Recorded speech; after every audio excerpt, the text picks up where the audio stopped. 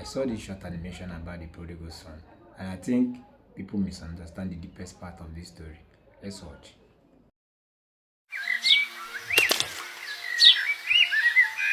Once upon a time, there was a kind father who had two sons. They lived in a peaceful home with plenty of food, work to do, and everything they needed. Life was comfortable, but the younger son began to feel restless. He started thinking, what if I didn't have to wait for anything? What if I could live life my own way right now?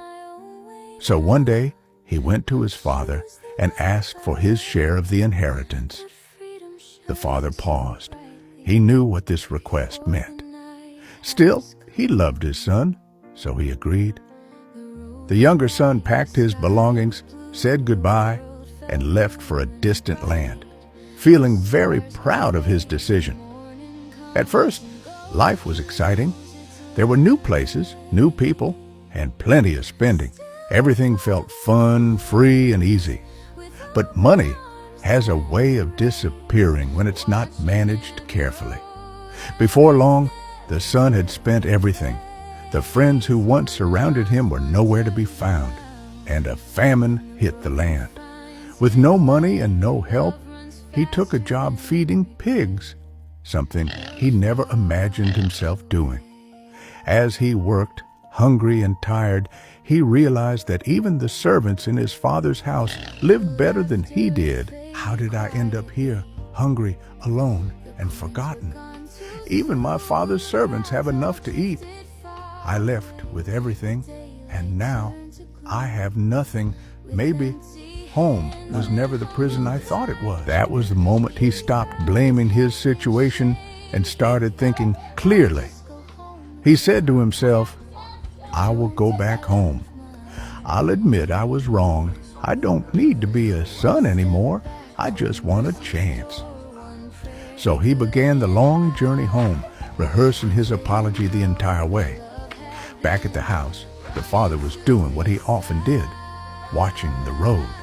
When he saw a familiar figure in the distance, his heart knew before his eyes did. He ran to his son, embraced him, and welcomed him home without hesitation.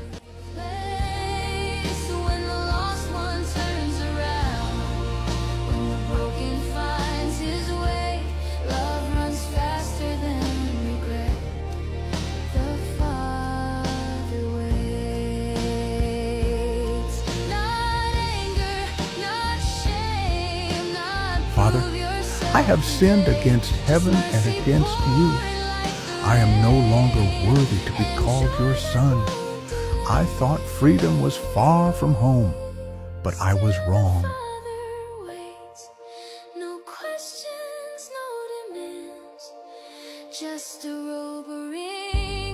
My son, stop.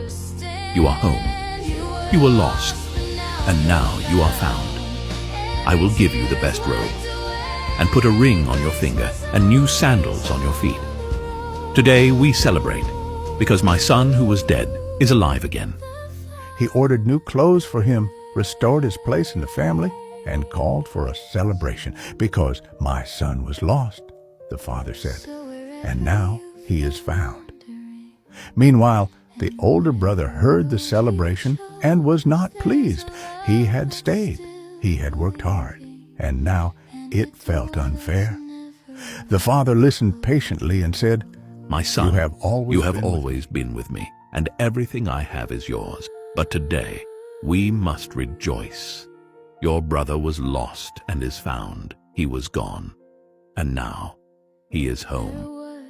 Come, be glad with me. And just like that, the story leaves us with a choice: to resent grace or to rejoice in it.